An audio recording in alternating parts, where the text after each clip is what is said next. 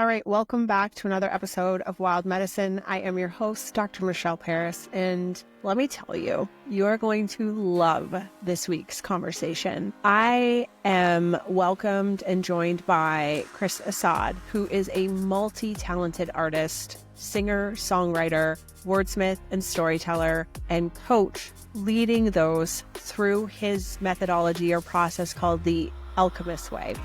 Really, truly, genuinely loved this conversation. There are some conversations that need to be had to help increase our understanding of what's really going on. And through his work of being a musician and singer-songwriter, he helps those tap into, that inner guidance system and their innate wisdom and be able to use their voice as a way to increase communication, as a way to heal, as a way to alchemize really difficult emotions or experiences and be able to, communicate in a more profound way to heal through using our voice. Sitting in wild circles and having these kind of conversations with women, I know how important this work is. I know how blocked so many of us are with our level of self-censorship and self-policing and really being afraid to use our voice. Like, what will the consequence be? What if people don't understand us? What do I even want to say?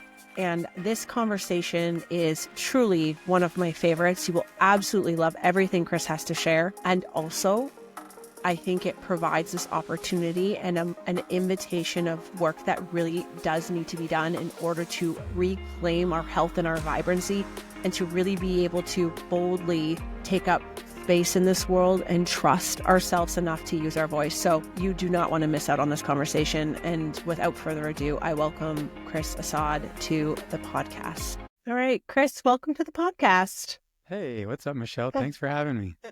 Well, I am excited to have you here. I feel like this conversation has been a long time coming. We met a few years ago at a mastermind event, have stayed in touch on social media. Yes. But before we hit record, both have gone through our own personal things. And when I posted last week about talking about death and, to truly live is to sit with that reality, you had reached out and said you have a lot to share. And we've popped on calls before, and the very little that I know about you, I know you're a very aligned voice for my community, and I know you have a really powerful message to share. So before we dive in, can you please introduce yourself to my world and really help us understand how it is you are of service to the world? Wow. Self-introduction. I haven't done this in a while, but I'll say I'm somebody that, in the words of some of the people that know me best, would say I'm somebody that's trying to make planet Earth a little bit more of a livable place. And I think what that really has come to mean for me is I'm somebody that's deeply interested in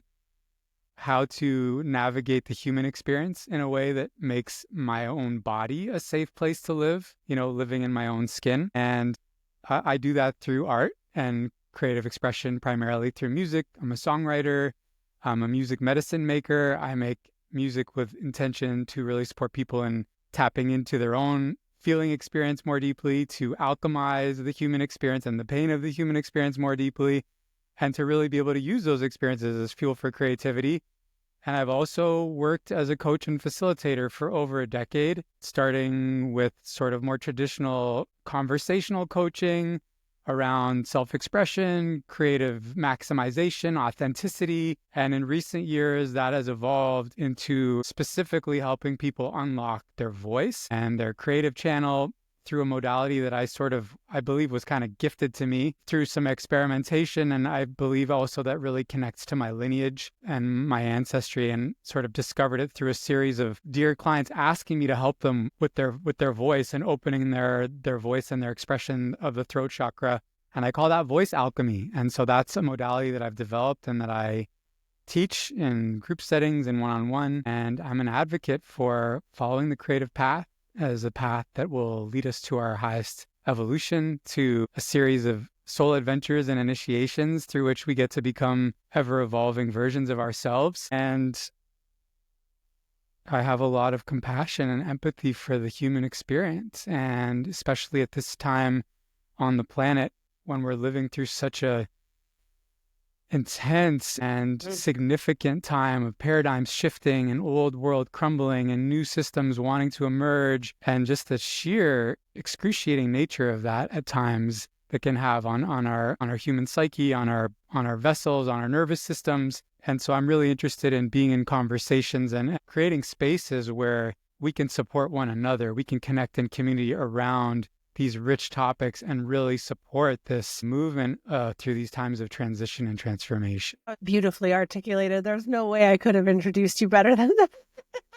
And there are so many things I could say and so many paths we can go. So you and I have both agreed the conversation will go where it needs to go. Yes. So I will share what's coming up for me. Full trust. The first time we connected about this, and to mirror exactly what came up for me as you were sharing, is that I am equal parts terrified and exhilarated by the work that you do. And I'm sure I'm not alone in that. You know, as I've come to learn more about chakra systems and energy and women and divine feminine and our creative energy, there is a lot of suppression. There's a lot of silencing, self-censorship, fear of being canceled or rejected or unfriended. So, you know, part of, I think, our contribution to this excruciating pain, I want to talk about that in a second too, but is that we're all walking around as facades of who we actually are. And, you know, there's something that I've noticed with women sitting in circles with them is that, you know, it does seem to happen around our 40s, that perimenopausal, menopausal transition where the veil starts to fall and there seems to be a willingness to be unfiltered or more uncensored, and a trust that the cards will land where they may, and this acceptance of truly being seen and accepted for who we truly are. And through working with women, and I'm sure as we're having this conversation and they're listening to this, they're equal parts exhilarated and terrified by this concept. So, you know, before we get into your methodology and the human experience and the creative path, which like I'm so on the vibe of, you know, help us understand this a little bit better in terms of these chakra blockages and why using our voice is this incredibly healing channel. And maybe even you have some perspectives of like how we got here in the first place. So how do we identify if we're self-policing? Because this is something that we talk about a lot. And I think women are tapping into, but aren't fully uncovered. Sorry, this is a lot. And no, it's great. I'm with you. I'm following. Cool. Okay, cool. Yeah. And, but then also how we can start to beyond, and hopefully ultimately people are connecting with you to do this work, but how can we start to tap into this a little bit more powerfully? Because I think this is such an important thing. Yeah.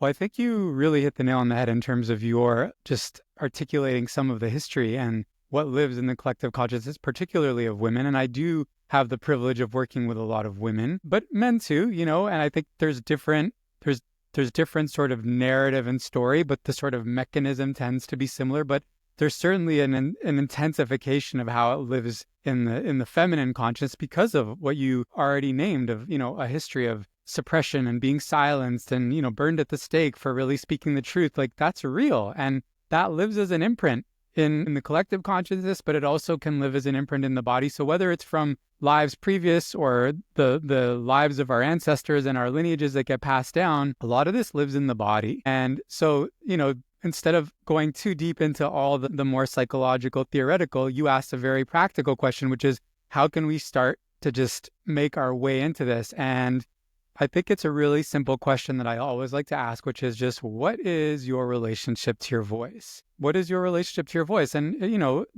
a very similar type question would be like, what is your relationship to your body? You know, and for women, that will bring up a whole world of your judgments of how it looks and how it feels and, you know, how it doesn't do what you want it to do and da-da-da-da-da. And with the voice, it's often quite similar. We judge how it sounds. We feel the places where we don't trust it. But what also happens when we ask this question is we start to get in touch with energetically, like what's under the hood, right? And so that's what you are kind of naming when you say, I'm equally excited about this, but there's a fear, there's a terror, and that's an indication of just like the energetic material that you get to work through and you get to move so that you can have a more, let's say, liberated and empowered and free relationship with your voice, which in this lifetime you do get to have at this time in our collective history and evolution as a species you get to have, we all get to have. And so there's an opportunity there, and it can be confronting. And the reason is that many of us have at some point or another had an experience where we were told we were to this or to that, told not to be this, or told we should be more that, told to be quiet, or we're too loud, or,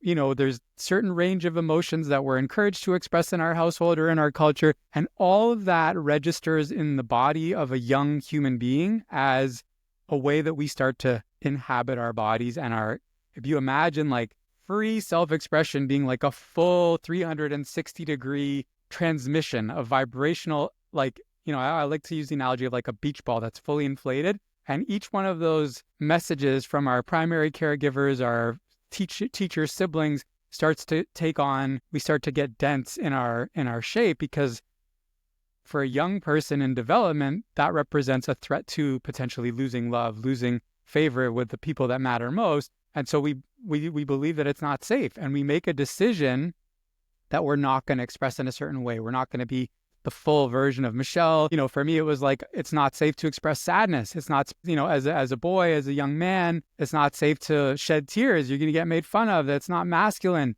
That's, you know, and in my household also, like, grief was sort of the elephant in the room. There was so much of it in our family history and in our communal and cultural history, and yet we were not really versed in how to actually meet it and allow it to be expressed and vocalized, so it had to be kind of hidden.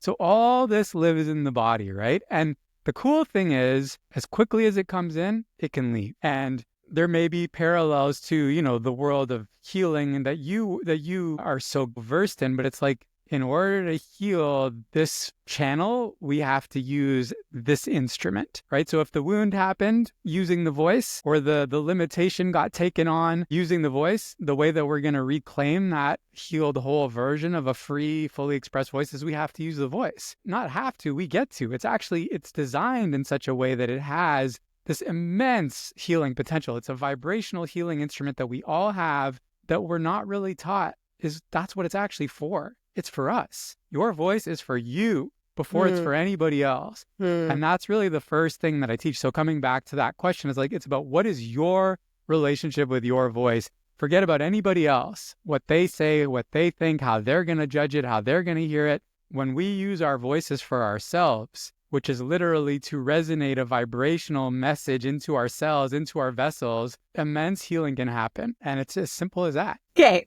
Yes. And you're beautifully articulate. You say everything that's in my heart that I don't think I can vocalize as well as you, which would mean that you've probably practiced this. And I did notice your very, very careful word selection in the beginning, and then you actually circled back to it. But the decision that you get to versus have to is really, really important for people to hear. You brought up my health process versus your process through learned experience. And what I've come to know in my body is that my process is like your process, that true healing actually can't happen without these fundamental pieces being identified for people and really embodied and understood. Because, you know, I'm so grateful for naturopathic medicine. I'm so grateful for the work that we do. And yet I felt myself equal parts frustrated about 7 years into my clinical practice, where I was like, why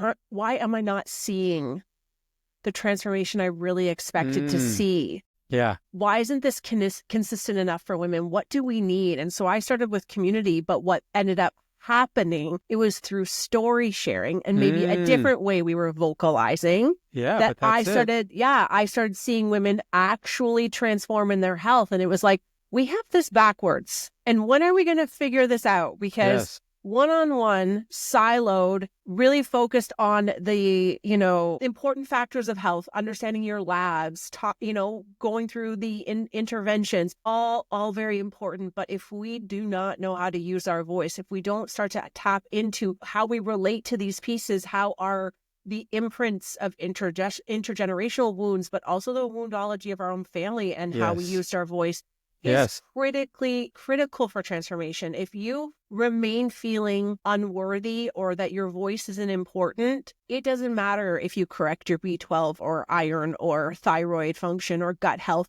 you're always going to come back to the core. And that is how I ended up in community, because I think you and I have been obsessed about a very similar problem that we see. Yes. And have come to this in very different mechanisms. I got goosebumps when you were speaking about that, because it's so on the money and on point. And yeah, I just want to affirm that we are in such resonance. And I instantly was like, you have to invite me to one of your Wild Collective sessions so that I can facilitate an experience, because the rubber does really meet the road when we're together in a physical space and we use our voices in community. And even, in my own artistry, which has been tremendously healing for me, because it is using my own voice. And the most healing moments for me, the most nourishing moments for me, and my offering has really become geared towards this and designed around when we all use our voices together, right? And that is taking us back to sitting around the fire in the village. There's no person on the pulpit or on the stage. It's like every voice gets to be used, and we all need that medicine. We all need that vibrational transmission to come through our system. And yeah, I have no doubt that the work that you're doing, giving women a space to use their voice and vocalize whatever has been held in or whatever they've been internally battling with or dealing with, that is the alchemy of voice. It doesn't have to be toning or sounding. I believe something even more powerful happens when it's nonverbal, because it bypasses the story. But I also equally use that method in my own practice as well. I mean, that's also what journaling is. Journaling is a form of voice alchemizing. It's a form of bringing some matter from within our consciousness, within our physicality, out through our arm onto the page. And something literally energetic happens when we do that. The vocalizing, the toning aspect of it just has even more potential, because we're sending that vibrational resonance into different parts of the body. And so this is something that I'm actively experimenting with myself, is like, can we heal our own bodies from whatever it is, autoimmune disease, illness, even like chronic pain, by chanting to, sounding to these different parts of our body, the same way, Dr. Emoto with the water, like saying something to the crystals changes their molecular structure. Like this is real. But in order to actually experience these benefits, we need to commit to this long-term enough. We need to study and observe these phenomena over a long enough period of time that we can actually see some sort of measurable result. It's not going to happen once, one time, one and done. So I know this to be true, and I'm so fascinated by this and interested in just continuing to be in spaces where we as humans are reclaiming this aspect of our natural healing ability. And it doesn't mean you don't need some of the other things. And I think that's also something I'm coming back into balance around, where I was like, so even though I have a lot of Western medicine in my family, and my mom was a doctor, my father's a dentist, my brother's a surgeon, there's a lot of meds in my family, and I appreciate that world. I think I went to the other extreme for a while of like holistic, alternative, Western medicine bad, holistic good. And I'm sort of landing in a more balanced place now, where it's like, it's all part of the medicine basket. It's all it all exists on a spectrum. And just because you're doing these holistic things doesn't mean you don't necessarily need these other interventions, depending on what your body's going through, but they can work in tandem. But certainly we need to have access to these things that are our birthright, that are innately part of our just human design. And I think a lot of those things we're not taught, and we have to discover them ourselves, or somebody else discovers them and then teaches them to whoever is, they get to serve. And then we come together and we compare notes and we share strategies. And lo and behold, we're developing really new ways of actually creating health and well-being at a time where there's more and more challenges than ever to just stay healthy. We're being bombarded with EMFs, and, don't even get me started on all that, because I don't want to sound like, a conspiracy theorist. Yeah. Well, I mean, if I'm that, then I don't know who is and who's actually just tuning into some relative degree of truth. But yeah, I love that. Yeah. So here's what is really coming up for me that you said in the beginning that I really want to touch on, and then it will go where it needs to go. One, what you just said, I think there was a real honesty in what you said about how long the journey is. And that's something I've realized too with women is, and I said it in a circle last night because I felt like it really needed to be said. Sometimes things just come up and I'm like, I don't know what is going on. I'm going to say it. Someone needs to hear this. Yeah. Like that, to really trust the path and stay curious, because I think there's so many women who even write other women off. And I heard this beautiful quote, and it was from Kelly Brogan. I know we have a shared appreciation for her work, but she said, if we would just stop thinking that we know how other women should women, things would radically change overnight, right? And so I just felt like this need to mirror, there's introverts, there's extroverts, we have different stories of pain, different levels of things that we're going through. And if we just stopped judging and realizing that there is a real journey to this. And the reason I am addicted, if you want to call me that, but obsessed with the idea of community and sitting in communion with women in this very, very special and sacred way is that all of a sudden, a woman's spark can just come back, and we don't know why or when she makes the decision to go all in on herself or to trust herself or to just get over the story and try something different. But it could be the woman you're sitting beside who's she's never going to figure it out. She's too introverted. Her story is so getting in the way. And then all of a sudden, some piece of information clicks and she just hears it exactly how it needs to be heard for her. And all of a sudden there's these wheels are turning. It never not impresses and inspires me, which is why I'm some days I'm should I quit? This is all so hard and overwhelming. And yet I see it and I'm I have to keep going. It's it's this torturous, beautiful experience, right? Wow. And the thing that I want to highlight and I really want to draw from you is the fact that you talked about the alchemizing part. And we talk about it a lot. And a lot of the information or my level of awareness comes from Untethered Soul. And truly this idea of emotional alchemy, of when it comes up for us and we become more attuned to it, when we fully allow the acceleration, the peak and the deceleration, we allow ourselves to process it, we get to let it go. It doesn't need to stay. And so even though you have this real reverence for the journey, you also have this beautiful capacity and understanding for the simplicity of actual alchemies. Can you walk us through what that means for you and why it's so critically important that we understand this piece? Because I think it would really, I think sometimes healing seems daunting and we're it's going to take 15 years to deal with this trauma. So I'm just going to park that.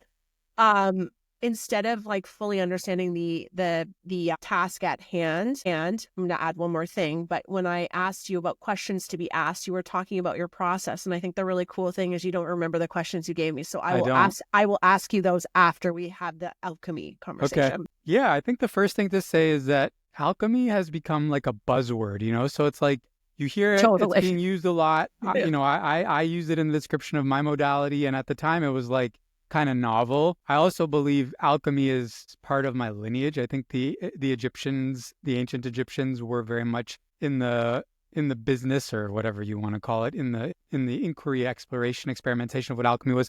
But for me, the simple understanding of alchemy is turning lead into gold, right? And so what that actually means for me practically, the most distilled, simplified way that I can translate how I understand it is transforming the pain of the human experience into taking those painful experiences and the way that occurs in us emotionally, energetically, and meeting that in such a way that we can then harness that energy and transmute it, meaning it's going to change form, and infuse it into more power, more purpose, or some beautiful creation. And so really the artist to me is a beautiful archetypal example of an alchemist, because, really easy, obvious example of how this lives and how this works for me. A couple of weeks ago, I was feeling the weight of the world, literally, and just having one of those days where dealing with some personal health challenges and just feeling kind of really is this ever going to shift? Am I ever going to get on the other side of this? And a lot of heaviness happening collectively with the fires in California. And I used to live in California, so I was directly kind of tapping into that. Things happening in the Middle East, et cetera, et cetera, et cetera. There was just a lot. I was really in it. And I spoke to this wonderful elder that I have the privilege of having these beautiful conversations with, and just kind of got to do that voice alchemy thing of just saying all the things that are in my space. And she just listens and just gives me a space to so that already, right? There's this really dense, heavy block that's living in me starts to change because I'm saying what it is, and it starts to get a little space around it. And she said something to me along the lines of, I just want to remind you, you're not just feeling your own experience. You're also really tapping into what's going on collectively. There's a lot of that same kind of energy. And just that perspective gave me even a little more spaciousness, a little more room to breathe into what I was feeling, let's say, and come back into my body a little bit and really just own the energy of what was here. And then just like that, I started to feel like, I feel like I'm going to write a song. I feel like a song wants to be written. And that energy just kind of gestated in my body for about 3-4 hours. And then later that day, I've come to really learn what it feels like when creative energy wants to move, in a particular way. And then, I was sitting at the journal and writing some stuff down. And then before I knew it, I was at my piano and this song came out called The Weight of the World. And I felt total bliss. I was in just awe and wonder at this beautiful creation. And when I played it for my wife, she's like, babe, that's heavy. And I was like, it feels like levity to me. Because I put the energy, there was catharsis, right? Yeah. To me, that's alchemy. That's one expression of alchemy. And then you may be listening and be like, well, I'm not a songwriter. I don't have that. And it's like, okay, go make some sourdough bread or go, just move it out in the gym. Like, it doesn't have to be that you're necessarily creating something. It just means you're taking an energy, you're being with it, you're feeling it enough, but not getting completely lost in it. And then you're using that inner fire, which is the heart, right? The heart is the inner furnace. That's the crucible, right? So the lead gets transmuted into gold in the furnace, the alchemical furnace, which is the feeling heart, the open heart that is willing to meet whatever that density is and accept it and allow it and not contract and shy away. And then that energy can change and become available matter to be infused into something else. I think that's my best understanding of what it is. I love that. And now you're giving a beautiful articulation as to why I love sourdough so much. That must have been for you.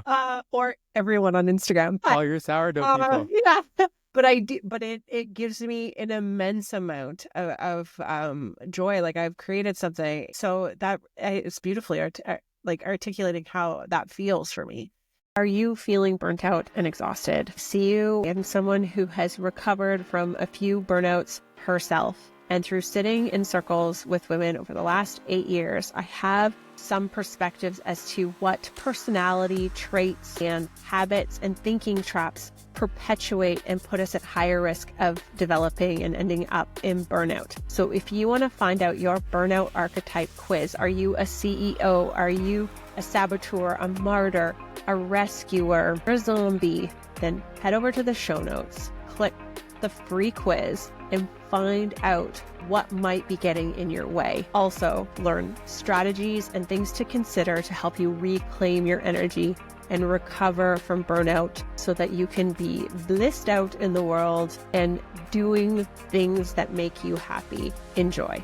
Before we jump into those questions, I think the other thing that I really want to highlight, something that came up last night and that comes up continuously with women, is this idea of not sure if something's a big deal or if it's comparative suffering. So maybe we never let ourselves be in the creative process or honor that that's coming up for us because we're looking at others and we're like, buck up, you've got it so good compared to that person. So who are you to have this noise coming up for you or this story, this feeling? And same with so many women will say in my circles, this might not be a big deal, but, and I already know that's the golden nugget that holds all of the truth. But we downplay. So I think what feels intimidating, right? So they can first write you off because they're like, well, I'm not an artist. I'm not going to write a song about it. So, but the second piece is, who am I to have these feelings about this situation? And what I am constantly trying to re-articulate or reframe to women is how important that story actually is to her and how it's being stored. That's why it's coming up. And so the alchemy is the transmuting and turning that lead into gold. So do you see that a lot in the people you work with? Yeah, the best way that I can relate to that is that it comes back to what is your relationship to your own voice? Because, right, it's like so often the people that don't feel heard are not really listening to themselves, or they're discounting the validity of their own voice or their own, right? So it's like the first thing that I teach is like, you got to become your best listener. You have to become so familiar with what it is that you need to say, which really comes down to what it is that you're feeling. And that's not for you to judge, right? That judgment is just an internal version of some other person who judged you at some other point in your life, guaranteed. The one who says, that's not that big of a deal. That's a mom or dad conversation, or a teacher conversation, or an older sibling conversation that we just brought on, and we took on that's our self-criticism of our own feeling too muchness or sensitivity or way of feeling about this or that or way of seeing this or that. And so the first thing we have to do is identify that self-censoring or that self-judgment and go, that's not even mine. I took that on, and I'm going to create a safe space where whatever it is that I need to say, whatever it is, whatever sound that I need to make, whatever emotion that wants to come through is being 100% welcomed. And that's basically what I do for people. That's basically what I think where the healing happens, is when we meet a space that is unconditionally loving and accepting of our expression, no matter how ugly it sounds or how ugly it looks, or, and even using the word ugly, I use that hesitantly, but it's like, if that's how you're judging it, sometimes the sound you need to make to really free yourself is not going to be musical or pretty. It's going to be like guttural or gritty, right? So creating space for ourselves, or having someone create space for us where that level of permission is available. And then we start to learn how to give that level of permission and self-validation to ourselves. And that's our story, our view, our perspective, our emotions, right? All of it. And so, yeah, who am I to have that? That's just the imprint of somebody else not affirming that your voice and your point of view matters, right? And so just having that perspective of like, that's a place where you, person, woman, whoever, get to create a new narrative for yourself, create a new relationship with your voice, your story, your emotional experience, and not gaslight yourself out of what's just coming up for you, what's real for you, what your body is signaling to you has energy in it. And that's a place where we lose access to so much aliveness too, right? We dissociate from places in our bodies where, whether it's where the anger lives or where the pleasure lives or whatever, all these parts that get shunned, that's where we start to lose access to our vital life force energy. And we're wondering why we're so tired all the time. It's like, because you've literally locked some seriously significant parts of yourself in the basement. You want your energy back? Go make friends with your anger. You want your energy back? Go get into a relationship with your grief. Right? Or the places in you that you're afraid to express from. I see this time and time again. And that's why when we do this sounding and vocalizing, a lot of times we strike gold. Like you said, when somebody says that, you're going to strike gold. That's what happens. Somebody will start sounding and they're just, oh, la, la, la, and then all of a sudden, like, oh, like something real big comes up, right? And you just, it's either a huge burst of laughter or tears or something from another dimension comes through. Like it's real, because it's all energy, right? Yeah. We were talking about before we hit record about intentionally not trying to swear, but this is a real like fuck yes moment. Like, I think what you've said is really, really important. And so we're going to say that. Okay.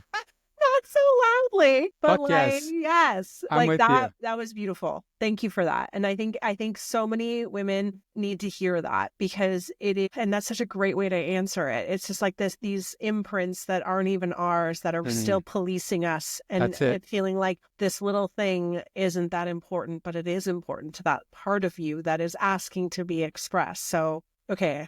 I'm going to ask you your 3 questions. You are? Otherwise, I'm going to keep you here for hours. Okay. Okay. So when we were talking about the Alchemist way, these were the 3 questions you provided me, and I think they're beautiful. So I want to ask them to you. What is your relationship with death? This is what you're asking someone, I'm assuming. This is what I'm asking someone? This is what you provided me. What is your relationship? I was actually suggesting that like you ask me that question. Yeah. What is it? Yeah. I'll preface this that I recorded a whole podcast. Great. And like no one listened, because this concept terrifies us. So what is your relationship with it? Yeah, well, first I just want to say the Alchemist's way is this phrase that has sort of like just kind of been with me, and it's probably the title of a book that one day maybe I'll write. And soon it's going to be the title of a series of conversations I'm going to be having, not a podcast, but something, just where I can invite other people to talk about their experience of transforming the pain of the human experience. And so, it's kind of like my nod to the Artist's Way, which is a book that heavily influenced my creative path and my spiritual path. And it's all the things we're talking about. The Alchemist's Way is the way of what is our basket of tools? What are all the things, the rituals, the practices that we can access to navigate and transform the pain of the human experience and make not only it into something more beautiful, but make ourselves into someone who's constantly evolving through these initiations and experiences.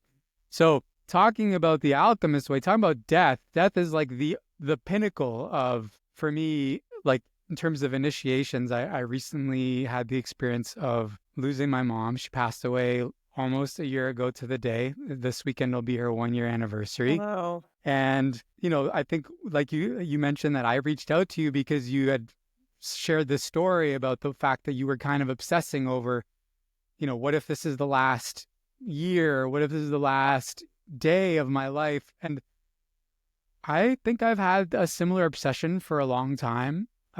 And I think that obsession was born of fear of grief specifically, and I just saw somebody share this quote that like all fear is essentially the fear of feeling. And I really relate to that when it comes to grief, that I think in our culture and in my culture and family of origin, there wasn't really a playbook for how to deal with grief. And a lot of us have a lot of grief in our lineages, in our family systems, ancestral grief. And so I think my whole life I've been equally fascinated and equally terrified, coming back to that same sort of dichotomy of like when something calls to you because you feel like there's real juice in it, there's real potential growth in it, and yet you're so scared of it. And the scared of it is because there's something we're going to have to feel that we don't want to feel. And so, through this really rich and beautiful experience and absolutely tragic and heart-wrenching experience of seeing my mom get sick and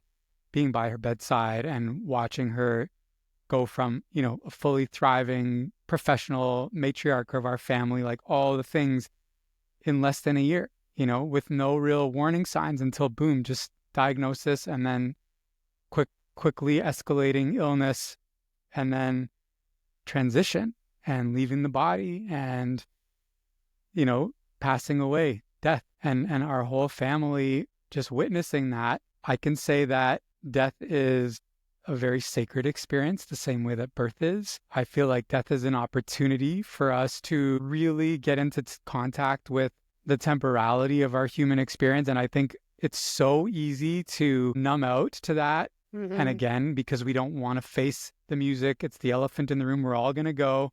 This is not forever. And we're all living like we've got forever.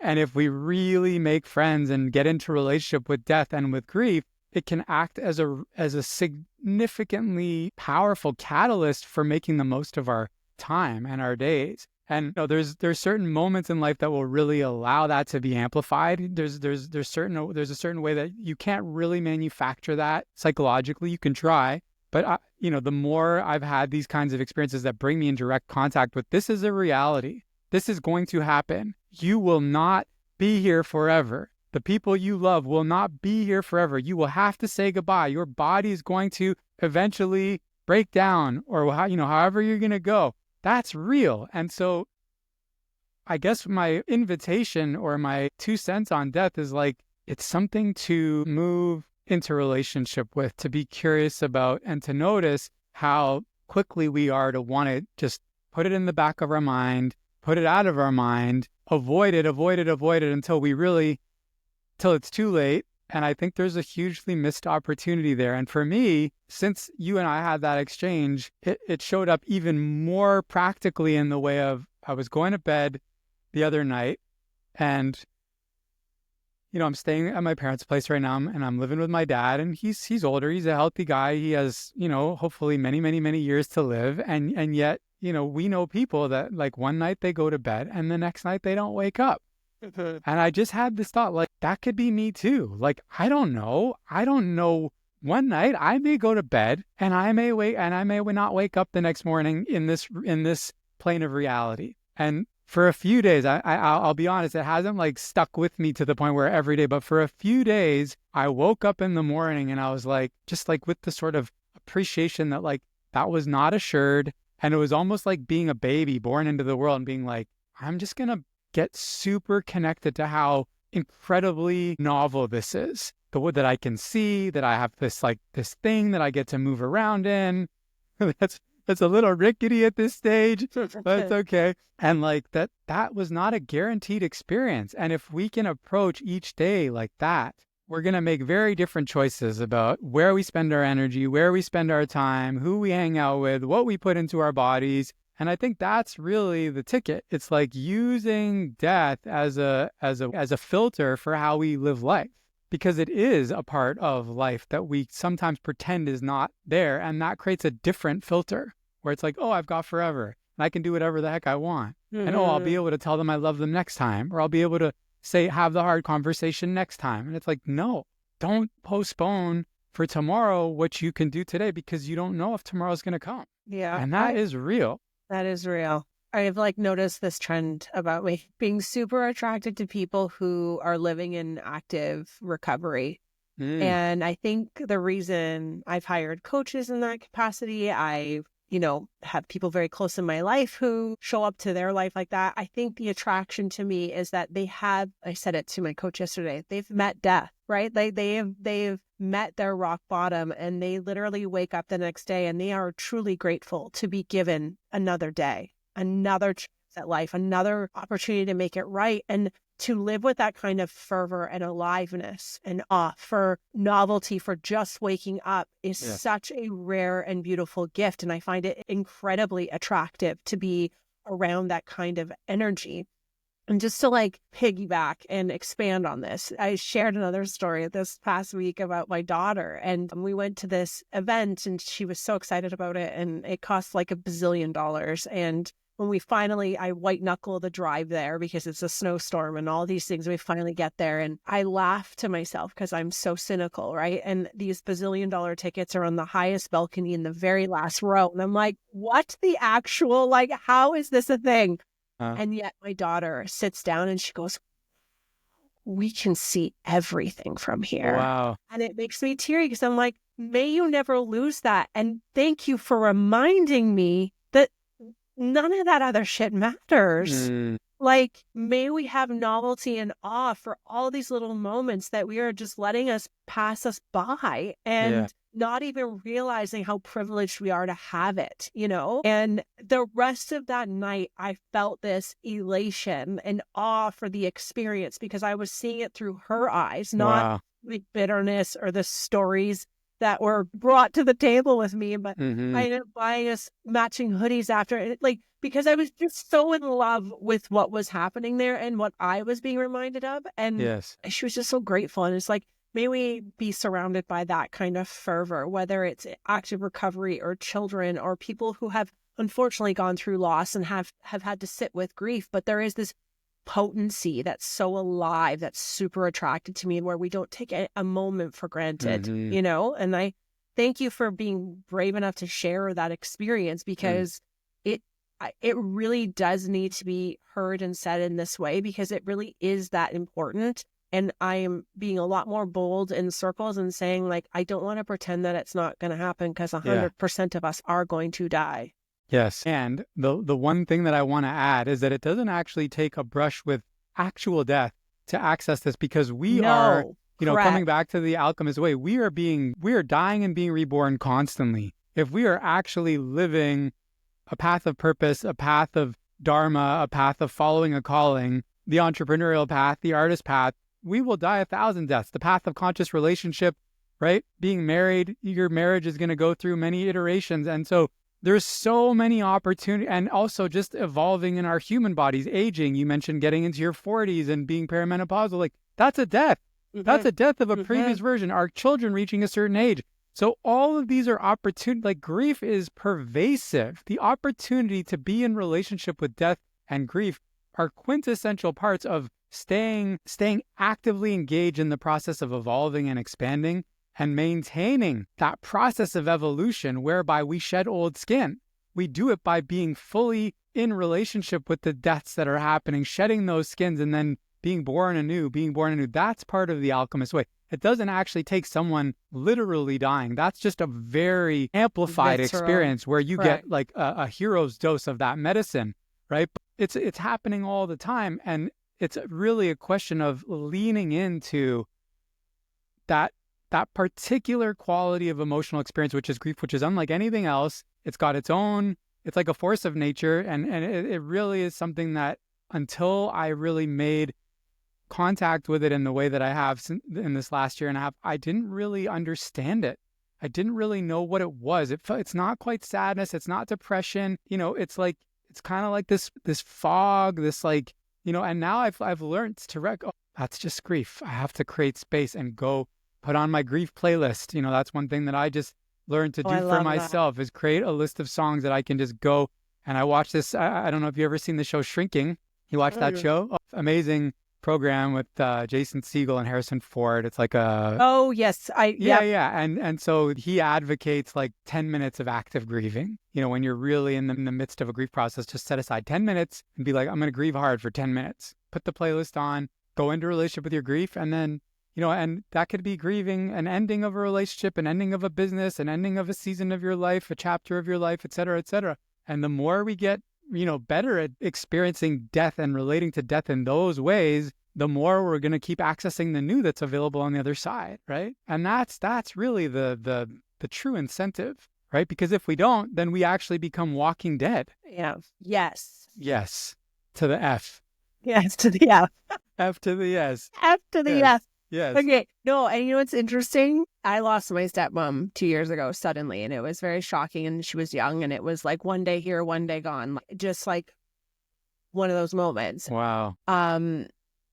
We have a playlist, and there are overwhelming moments that I listen to now that come upon my body where I'm like, I need to cry and grieve. And I will put on the songs that make me think of her. I cry the ugliest cry, whether it's in my car or my shower, and I just unhinge for a bit. But gosh, is that like, it feels wretched in the moment, but it's that the other side of that is very peaceful and very essential. It's interesting that you say that, because I think that's one really great tool. Like music is that, yes, 100%. That creative opportunity, or that real emotional opportunity to get into a state immediately and allow that to be alchemized. Yes, and the music can also hold space for us. That's something I'm learning more and more as I offer music in more shamanic spaces, is music actually acts as a space holder. So that's what it does for me. It helps me feel. It helps me connect to places in myself that I couldn't contact, but it also provides this little container. The song, the music is, the headphone. I've got the headphones on and I'm just kind of living in the music. And yeah, I would say for me, the wretchedness is actually in the place where I'm resisting feeling it. When I start allowing myself to feel it, it's the most beautiful thing. Like that's when I feel closest to my mom. These days when I'm grieving, if I'm feeling grief in relationship to, missing her or, her absence, and then I'm able to allow some of that emotion to arise, I feel my heart.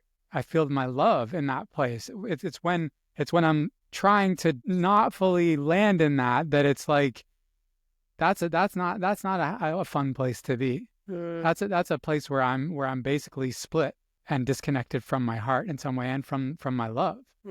Yeah. You've made me teary-eyed twice on this podcast already. We're doing good. Okay, here's an aside I want to bring up, because it's my podcast and I get to pick your brain. But something that I really came to terms with, that I think I resisted for a really long time in the last year, was around being creative, and what seemed to be an overwhelming global message to me, whether it was in the form of coaching or like going to see speakers or whatever was coming in my path, that universal God conversation that just like, it's just like interwoven into everything you do. Yes. Was this need to not abandon, that's not the right word, but to shift gears away from a methodology, a framework, a checklist, the way to scale, into let that all go and invite in this creative opportunity to step into this right side of our brain and just see what pops up, and to really stop trying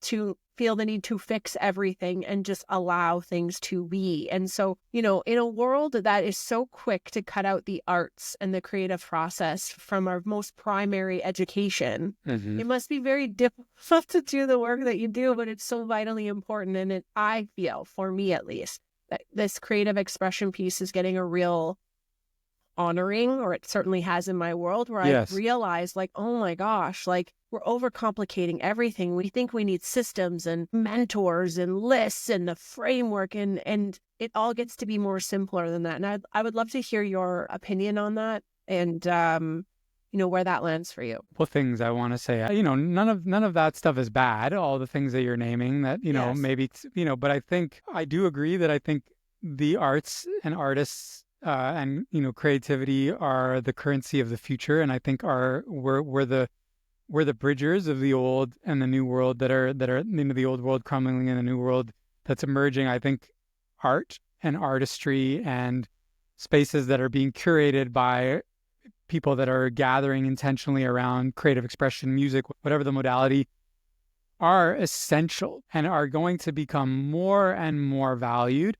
I think as someone such as myself, and I would consider myself, a pioneer in this regard, is that I feel it's like my job to educate people, not just to create, but to educate people on how valuable and why music, why art and creativity are so valuable as older narratives start to fall away, and maybe systems like the music industry or streaming sites that don't really inherently value the creative works of the artists on whose backs their businesses are really being built. So there's that level of the conversation. And yeah, I mean, I think following any dharmic path, any true calling is a soul adventure. It's a journey that's going to, it's a hero's journey. There is I really believe that the creative path is a creative hero's journey. And so we all are going to face those obstacles internally and externally. I think that's part of what makes it fun and what makes it interesting and what makes it challenging. And I would also say, I believe we're all artists and creativity is for everyone the same way voice. It's not like the select few who get to be on stage or the ones that get to sing. This is how we evolve. We are alchemists, right? So we are literally these transmuters of energy. And the way we do that is by being in relationship with our creativity, which is a stream of energy that connects us to the, as visible physical beings, to the invisible, non-physical world of God, source, and how that inspiration and energy moves through our creative channel is like, that is our direct line of connection to the ineffable essence of life. So I would say, I'm just very grateful that I have that connection. I'm fascinated by it. I can't live without it. I would do it no matter what.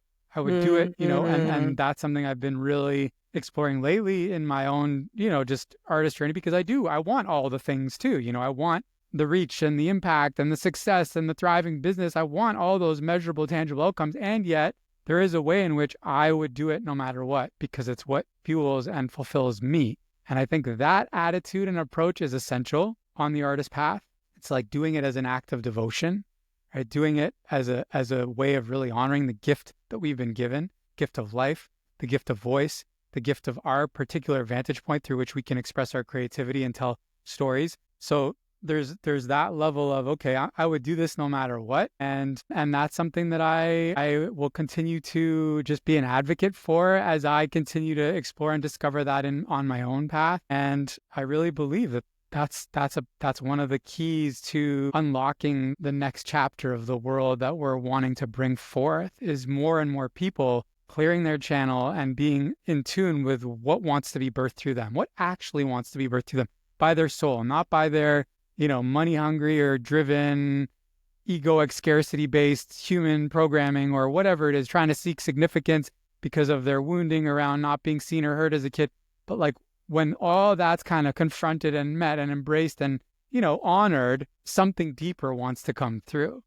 And if we're all creating from that place, what kind of beautiful world are we going to live in? And that's the kind of world that we want to be passing along to the next generation. And it's a tall task because there's a lot of obstacles and there's a lot of countervailing influences and tendencies. But I'm here. I've got my flag in the sand. I'm just holding it down, and I'm gonna do this as long as I can. I love that. I was literally having a very similar conversation, I'm sure by no accident, yesterday, and that was the prevailing message between me and my coach. It was like, I feel like Wild Collective was like this divinely orchestrated thing that was supposed to move through me. 100%. And I sit and grapple with the fight of the world and all the things that, you say like you desire and you want those things. Yes. But the core thing that she like pulled out of me was like, I would do this. I would do this because out of simple enjoyment that it fuels something really important to me and to the people I get to serve. And you can't deny that. Like, I would do this by any means necessary. To mirror what you're saying, I really, really relate to what you're saying. And it's helpful to hear, because sometimes you're sitting there with the reality of it all and you're like, does this make sense? Because the world would say it doesn't. I hear you. I believe me, I hear you. Yeah. I walked away from a very certain and secure professional path and career.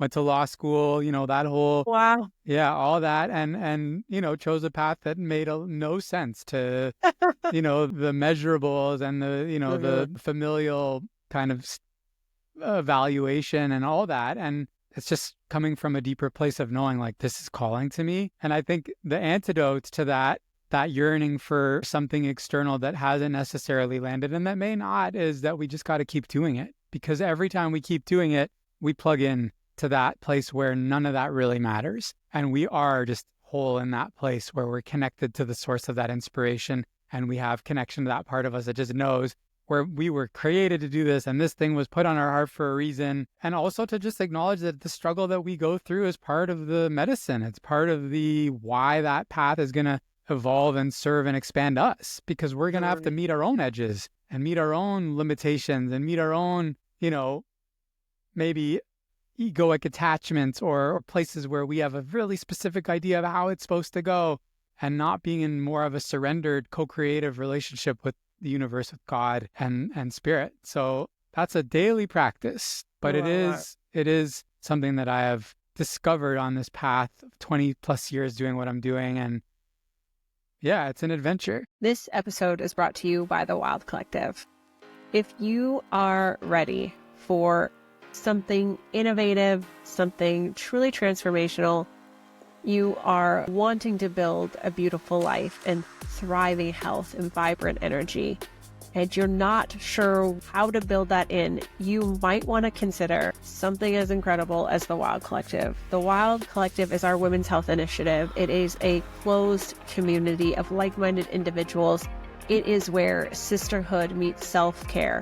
There's 10 modules of fundamental women's health, all the evidence-based information that you need, the testing, the handouts, the assessment, how to advocate for yourself in the wellness space. Also, what natural and integrative approaches you can consider for any age and stage in life. And being that it is part of a community, you also get this beautiful experience of meaningful connection, conversations that matter, and truly up-leveling your life. So if you are ready to take on something totally transformative and fun, then please go check us out at the Wild Collective. So that's the-wild-collective.com. Get on the wait list, and we will see you in one of our wild circles very soon.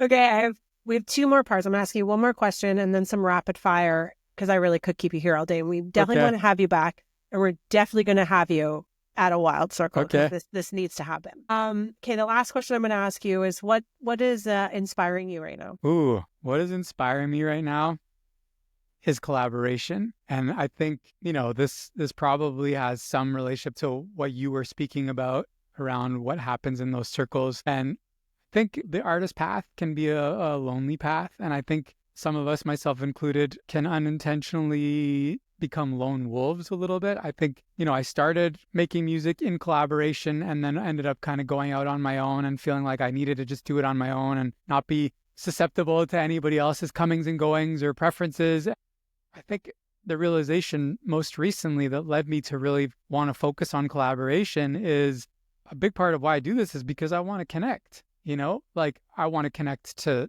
the source. I want to connect to myself, but I want to connect to other people, other souls, community. And so it's been tremendously rewarding and healing for me to just really embrace that that's something that I desire. And the floodgates have opened. Like I've been putting it out there. And I mean, even just this conversation, me saying, hey, Michelle, let's have this conversation. This is a collaboration. And it's so nourishing, right? And totally. I think in the past, I would have shied away from just putting that out there or waited for the invitation to come or maybe not even acknowledge that that's something that I wanted. And so I'm being a lot more bold and just taking the risk of saying, hey, you want to I think of it like I'm literally a kid who just wants to be best friends with the other kids on the playground and who's like, hey, do you guys want to play? Like, and if you don't want to, no problem. But like, I'll never find out if I don't ask, right? So that feels really alive for me right now. It's permeating my life in like more ways than I could have ever really even imagined when I set that as kind of my North Star for 2025. And yeah, I'm in a really rich creative season right now. I'm writing a lot, creating a lot of new music and music meditations. And I've got some cool stuff cooking. And then the Alchemist Way, which is, that conversation series, which has been on my heart for a long time. And it's just going to be, more conversations like this with other inspiring individuals who I have the privilege of knowing, who I just want to share their wisdom with my community. So all that is really around collaboration. And that's what's really alive and rich for me right now.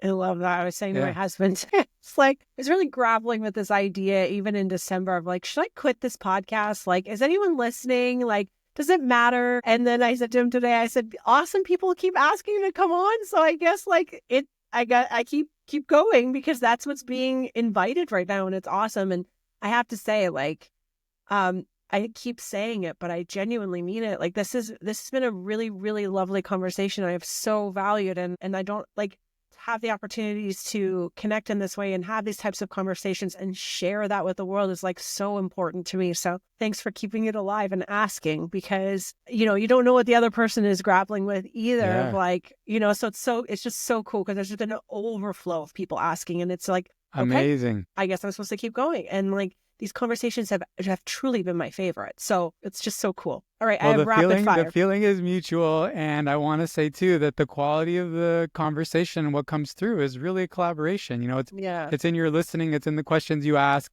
And I also want to say I've tried to quit and drop, the thing that I'm doing like hundreds of times. And I think that's just part of it. That's maybe one of those deaths that we just have to, maybe a version of it or a way that we were doing it has to die.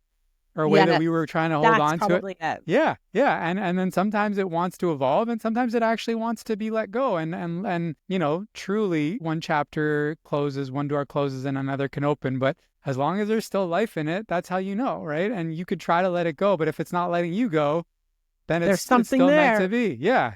So I'm glad you're still doing it. We get to have this conversation. I know, it's been very fun. Okay, rapid fire. Are you ready? Rapid fire. I'm ready. I'm standing up for this. I'm stretching the body. Okay, let it just move through you. What books are currently on your nightstand? Ooh, I'm reading The Let Them Theory by Mel Robbins. I listened to a podcast this morning. She's like, I resisted Mel Robbins for a long time. I'm like, I'm not interested. And then I was like, there's something to this. So I'm reading that. I've got The Creative Act by Rick Rubin. I was going to ask if you've read it, because that book I love. I read that more like the gospel of creativity. I just like drop in.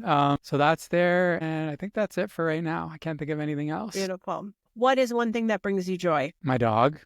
We have a 3.5-year-old Labradoodle. His name is Reggie. And he is just a bundle of joy. He's the sweetest little guy. And no matter what's going on, just seeing his little head and the way he prances around and just his vibe.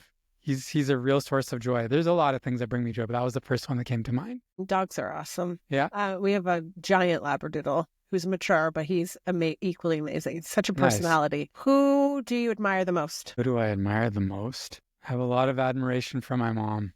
And I'm still in a season of really just digesting the degree to which I got to know her on a whole other level through the sharings of many people just tributing her upon her passing and just learning more about her than I even knew who she was in her professional life. So I have a lot of admiration for my mom, for the multi-dimensional being that she was. She was an incredibly loving and caring wife and mother and matriarch, and also an incredibly bold, passionate leader and professional in her field and healer, in the world of medicine, who cared for her patients and really revolutionized the way people practiced dermatology and pathology, and also by the accounts of her students, an incredible teacher, which I did not really know the extent of which. So I have a lot of admiration for my mom. Beautiful. Thank you for sharing that. Yeah, thank you. Fill in the blank.